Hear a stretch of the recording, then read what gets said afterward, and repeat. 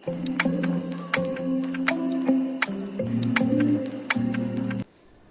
Everyone, welcome back to my channel.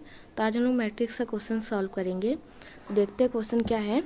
दिया है कि ए मैट्रिक्स अगर 1 -1 -1 और 1 है तो सिद्ध कीजिए कि ए क्यूब इक्वल टू 4a होगा। तो पहले ए क्यूब निकाल लेते हैं। ए क्यूब क्या होता है? ए स्क्वायर इंटू ए होता है। उसके लिए पहले हमें ए स्क्वायर भी चाहिए। ए स्क्वायर तो हमें क्वेश्चन में दिया नहीं है, तो ए स्क्वायर निकाल लेते हैं। कैसे निकालेंगे? ए इंटू ए से निकालेंगे। ए क्या है हमारा? 1 -1 -1 1 इंटू 1 -1 -1 इंटू 1 है ना, इससे निकालेंगे। तो ए स्क्वायर निकालते हैं तो क्या हो जाएगा?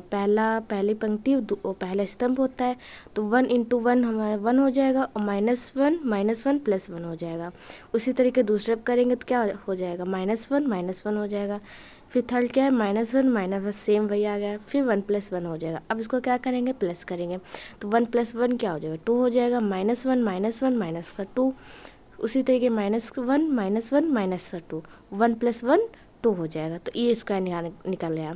अब ए स्क्वायर से क्या निकालेंगे हम लोग? ए क्यूब निकालेंगे। ए क्यूब का फॉर्मूला क्या होता है? ए स्क्वायर इंटू ए। ए स्क्वायर क्या था हमें?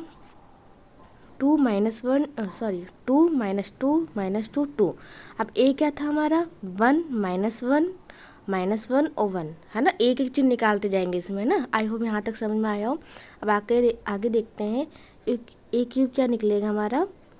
2 + 2 निकल जाएगा मल्टीप्लाई में, और -2 फिर -2 और 2 + 2 हो जाएगा है ना। अब इसको भी ऐड करते तो क्या हो जाएगा? 4 हो जाएगा।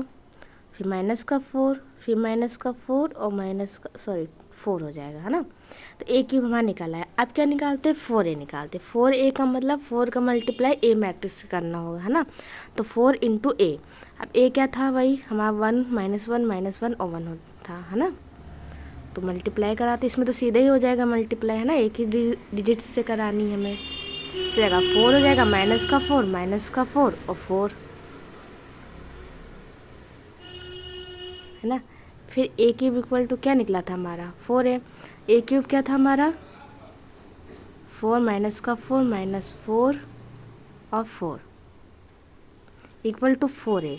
4a क्या था? 4 सेम निकला था ना।